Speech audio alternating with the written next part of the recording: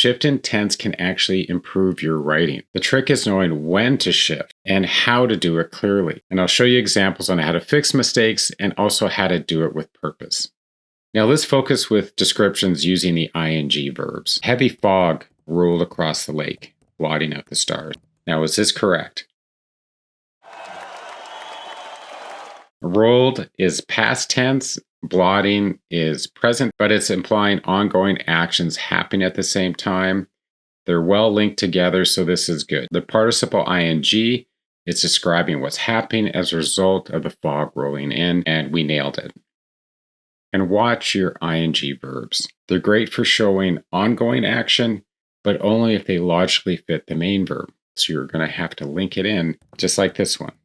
The lion lunged forward, its claws slicing the air. Is grammatically off, so let's fix it. Now that participle ing verb links to the action clearly.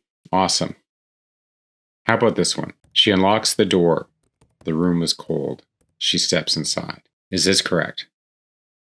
It isn't. You've got present, past, and present, and I don't see a clear reason why we'd be changing shifts in the middle like that, and I find it very jarring and make it consistent, and consistent to the rest of your story. So if it's past tense, you would obviously do something like this, or of course, if it's present tense, you would write it like that. Just these slight changes, and then you're consistent.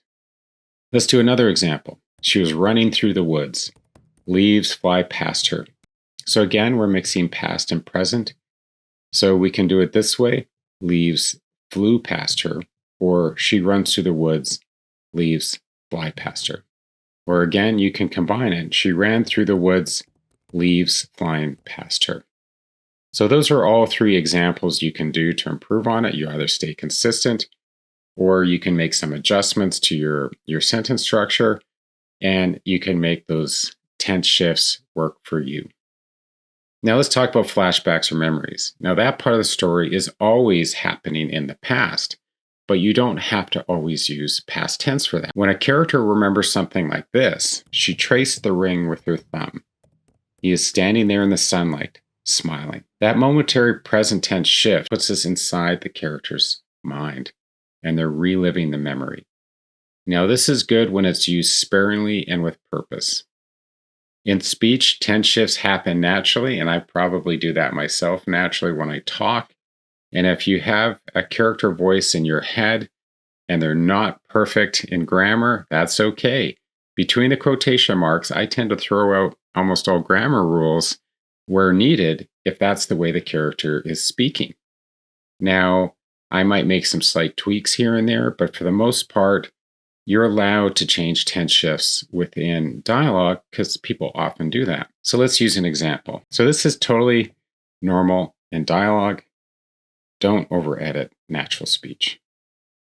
So here's the takeaway. Tense shifts aren't always bad, but they need to be intentional and clear. Now you can use them to add immediacy, memory, or flow, but you can't do it by accident. And if you have made the mistake, you got to fix it, and you got to fix all of the tense shifts that you made a mistake on, because the readers will spot any error. That's the last thing you want to do. You want to keep them immersed in your story, and any sort of grammar error will pull them out.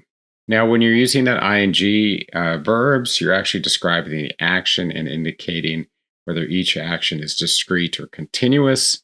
And if it's continuous, it's that ing. If it's discrete, it can be used in the past tense. And I want all of you to keep going. I'm sure you're on the right track. Hopefully this video has helped you.